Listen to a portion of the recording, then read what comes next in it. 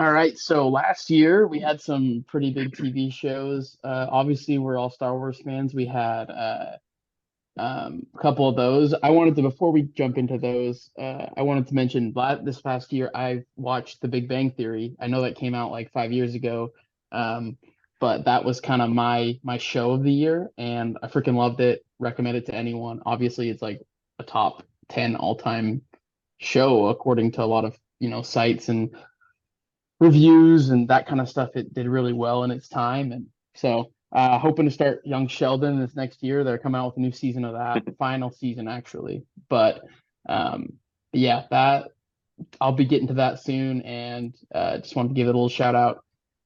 But in all honesty, guys, I think 2023 was for me was Star Wars oriented. We started off in January with Bad Batch season two, which is what I want to talk about today.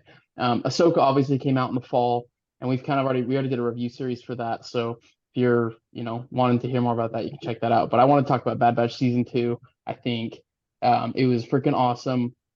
Out of the 16 episodes, I felt like we got at least 10 that were story driven and progressed the universe how we wanted it to be progressed.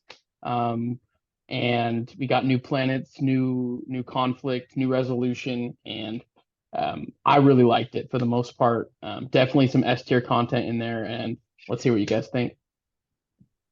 Yeah, man. I think season two, like the character development they gave to a lot of the clones was amazing.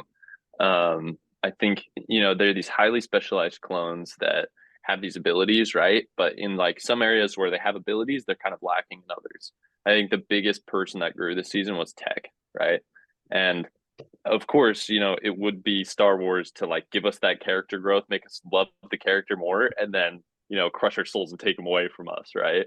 Yeah, So, but that scene will be epic, right? Like when he's hanging from the cable car and he's like, "Don't do it, Echo," or "Don't do it, Tech," and he's just like, "When have we ever followed orders?" And shoots the wire or yeah, whatever. Like, oh, that was heart wrenching, but amazing. Again, really pleased with Bad Batch. Like you said, a lot of these TV shows that come out now have a ton of filler, but that was genuinely a show that I feel like for the most part each episode hit. We had the Zillow Beast finally.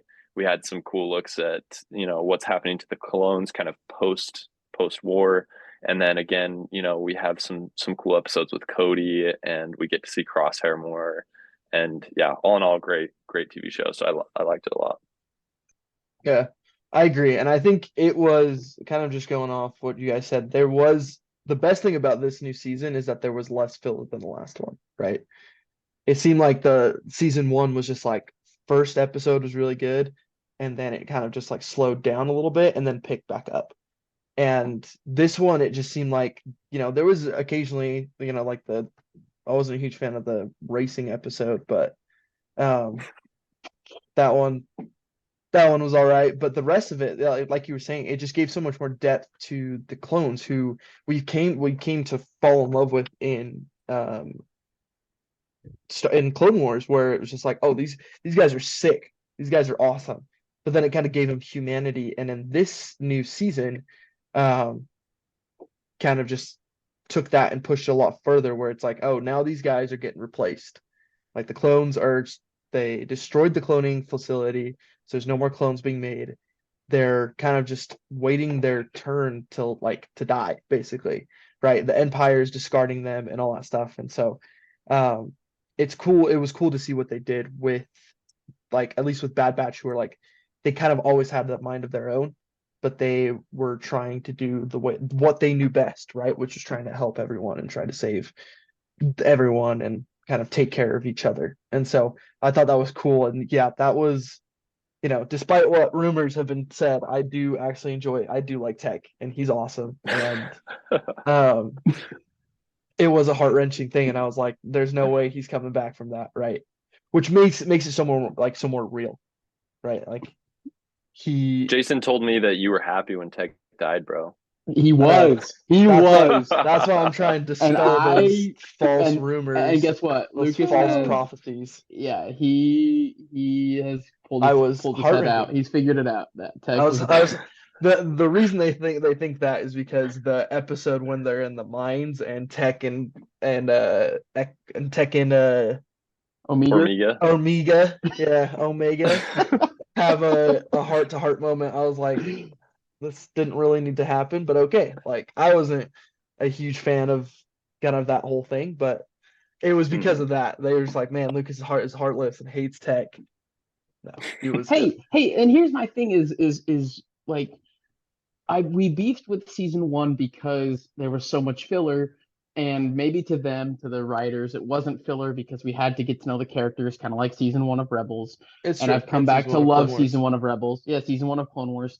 But I felt like that the arcs in Clone Wars and Rebels that were used were driven for the overall purpose of the show, and then we learned to love the characters through that. Whereas Bad Batch season one was very much like, here's this micro adventure that doesn't affect anything ever, like at all, Yeah. and it's forcing this like, ooh, this family on us that we're supposed to just immediately love. And I mean, it didn't start like that for anything. I mean, for any of the shows we've watched, it wasn't an immediate love. It was through the story, and I think season two really just drove the story. I'm gonna give a little shout out to Crosshair real quick before we transition, because you guys mentioned a few people that got some development like Tech. I think Crosshair is going to be the most interesting, character for this next season, as well as the Doctor. Doing all the cloning procedures. I Yeah. think he's just such a mystery right now, and I'm excited to see where Dave and the other writers go with it because there is so much potential still. I know Lucas is tired of this part of the Star Wars timeline, but this is my favorite part of the timeline. This pre-early Empire era. That's my favorite part, and so I know there's still so much they can do with it, and that's where I'm really looking forward to it. But again, this is the 2023 look back, so 2023 Bad Batch season 2 killed it. So Yeah, I think moving forward, I mean, great kickoff moving into 2024. Hopefully we get Bad Batch season 3 at some point this year. Like you're saying, there's so many like questions left to answer, right? We need to see what's going on with the Doctor and with Omega. We kind of need that resolution with Crosshair and to see where things go. So I think that's definitely really high on the list for all of us.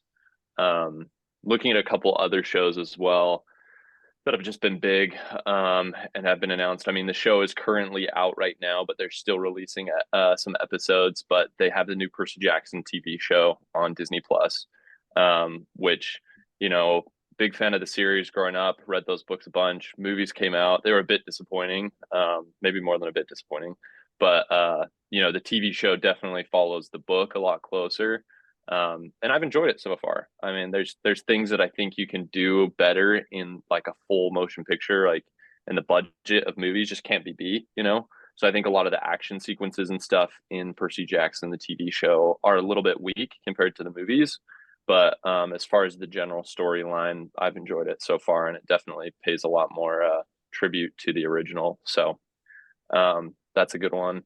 Also, speaking of horribly made movies, probably the worst film adaptation of all time, Avatar: The Last Airbender, right? That movie was so bad. But, we're going to see if this year we get some redemption. We have the live action Avatar: The Last Airbender coming out on Netflix this year. So, we'll see. Why, in my opinion, and I think it's kind of the group opinion here, Avatar: The Last Airbender, the animated TV show is already perfect. Like, there's nothing that you can fix in that. So why would you remake it as a live action? I beg to differ. I beg to differ. Okay, let's hear what you have to Azula say. got slandered. Azula got slandered. Nah, dude, she deserved it. I She hate that deserved what ending. came to her. The comic I'd books throw her helped a in little prison bit, again, bro. but She's a throw her in psycho, prison. bro. Hey, prison's fine. It's the mental state that kills me. That's the part. Yeah. They drove her mad. She They drove her snapped. mad. She snapped. Yeah. Yeah. We'll see. I don't know. I think I mean, it's kind of taking the new series is kind of taking an approach that I think, the main reason, obviously it's all money game, but at the same time too, maybe this will be a cool opportunity for people who aren't really into animated shows to get into something like Avatar: The Last Airbender, which in our opinion is, one of the greats as far as storytelling and TV shows go.